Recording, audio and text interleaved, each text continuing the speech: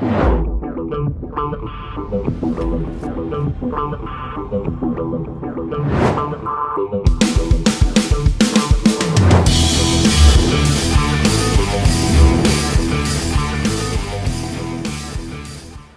up, my friends? Todd Falcone here. Welcome to toddfalcone.com.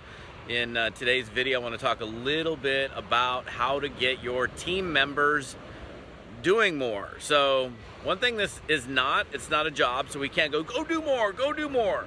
We can't force people to do something and be too pushy, but what we can do is we can inspire them through, number one, our own actions. So, when I think about how do I get my team doing more, how to get my group doing more, first thing I think about is, what am I doing? Am I leading by example? Am I setting the pace for other people to follow? Am I recruiting new distributors?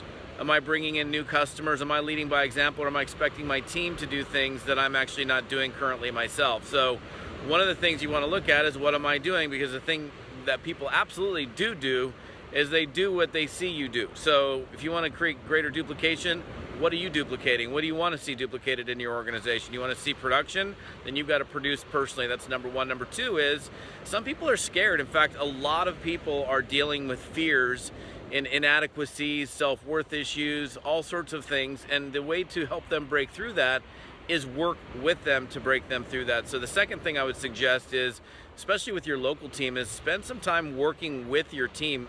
One of the things, like, I don't know if you've ever been in a job where you get hired and they sit you at the desk and they go, okay, go to work, but you really don't know exactly what to do yet because it's your first day at work and you're sitting there twiddling your thumbs wondering what to do because nobody's really giving you guidance yet at this new company. That's kind of the same thing that people deal with in network marketing.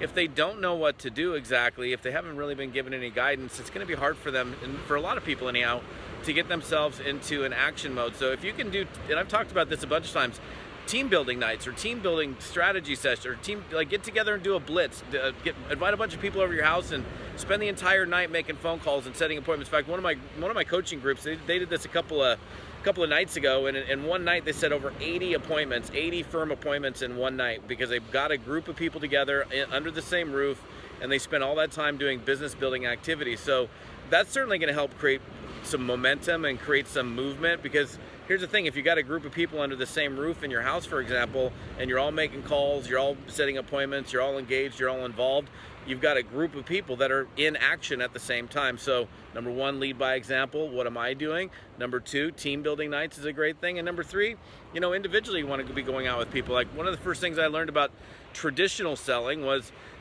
going out with a sales manager, for example, a person that had skills, a person that had a lot of experience, that was willing to show me the ropes and actually go out there and do sales calls, make sales calls, demonstrate. And I know we're not traditional selling and network marketing, but the reality is, if we go out there and work with our people, they're more likely to take action. So you can't just throw people out into the streets and say, go, go, go, because it's going to be no for a lot of those people because they're scared. So work with them, help them break through their fears. And I'm going to go get ready to go do this training and have an amazing day here in Kauai. We'll see you next time. Bye-bye.